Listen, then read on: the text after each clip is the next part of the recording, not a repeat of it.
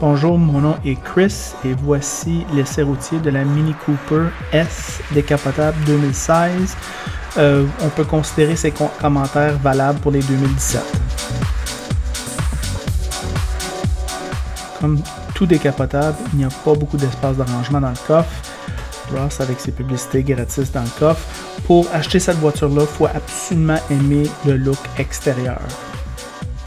Je trouve que les lumières avant sont très jolies, ils font même un peu Porsche. L'intérieur de porte est assez bien assemblé avec des bons matériaux, on sent la solidité. En avant, j'ai immédiatement noté qu'il y avait un bon espace et les bancs étaient d'excellente qualité, voire de super qualité. On se sent dans une voiture de 50 000 $ et c'est à peu près le prix que cette voiture coûte. Les bancs étaient super, ils vous tiennent en place, mais ils sont confortables avec une qualité de cuir au-delà de la moyenne.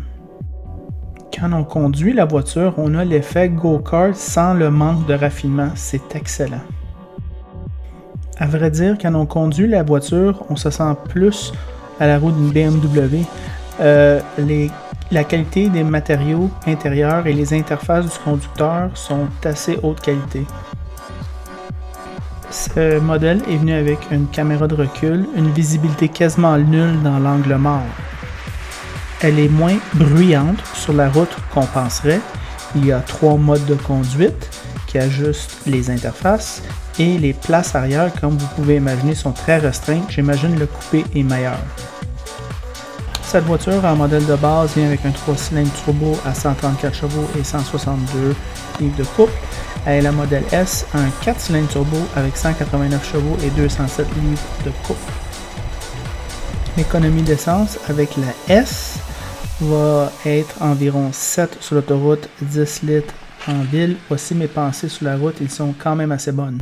Alors sur la route dans cette Mini, Ross, c'est quoi les 3 affaires que tu aimes le plus à propos de ce véhicule? Ou plus, si tu n'as plus à dire. Bien, définitivement, le jumelage moteur-transmission fait un excellent travail. Là-dessus, les ingénieurs de BMW et Mini ont fait un travail hors pair. Moteur performant, transmission bien adaptée, le tout se fait dans le meilleur des mondes. Rayon de braquage, très bon. Direction très performante, très précise. Là-dessus, pas un mot à dire. Silhouette hors de l'ordinaire, vraiment qui se démarque de la concurrence au niveau de la ligne. Si vous aimez Mini, c'est sûr que vous allez vous démarquer. Si vous n'aimez pas la silhouette de cette voiture, bien évidemment, il faudra aller ailleurs. Ça commence là. Ça commence là, canon. Alors, y a-tu des choses que t'aimes pas? Bien évidemment, par la grosseur de cette voiture, évidemment, on ne peut pas passer à côté que l'espace coffre est pratiquement nul. Très restreint à ce niveau-là. L'espace à l'arrière pour la deuxième banquette, c'est un 2+2, mais on pourrait dire que c'est plus un 2 places. On pourrait le mettre dans la catégorie des Mazda MX-5 à ce niveau-là. Évidemment, l'habitacle qui est de qualité, par contre, demande une certaine adaptation là, pour manipuler. C'est pas convivial au premier moment, lorsqu'on embarque dedans. Par contre, la qualité des matériaux, c'est à la européenne. Ouais, même dans le bas ici. Oui, le matériel soft touch est là. Les couleurs, c'est bien agencé. Ça, à ce niveau-là, j'ai pas un reproche à faire.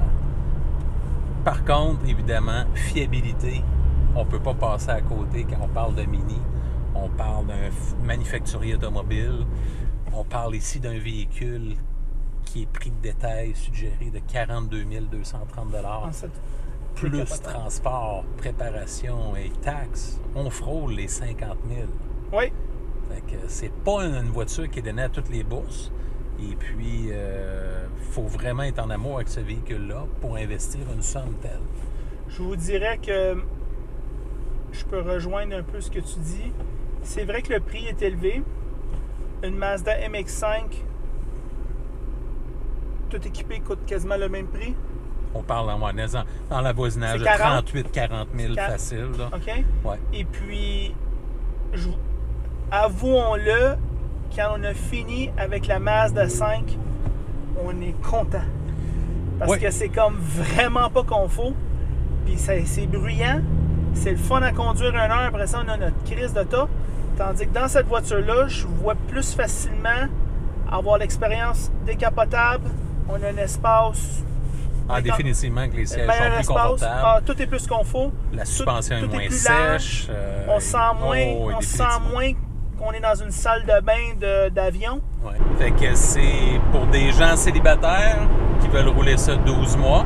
Parce que de plus en plus, on voit des gens qui se promènent avec des voitures décapotables à l'année pour ne pas avoir un véhicule d'été et un véhicule d'hiver. Fait que le véhicule muni de bons pneus d'hiver va faire le travail. Traction avant en plus. Oui. C'est 12 mois, ça. C'est un véhicule qui est appréciable à ce niveau-là. Par contre, évidemment, ça sera, je pense, aussi dans la catégorie des deuxièmes voitures. Ouais, pour les longs voyages, etc. Si vous avez la famille, etc. Ça va être un deuxième véhicule pour, disons, se rendre au bureau, facilité de stationnement, un look à part entière. Fait à ce niveau-là, la Mini Cooper S se démarque à ce chapitre.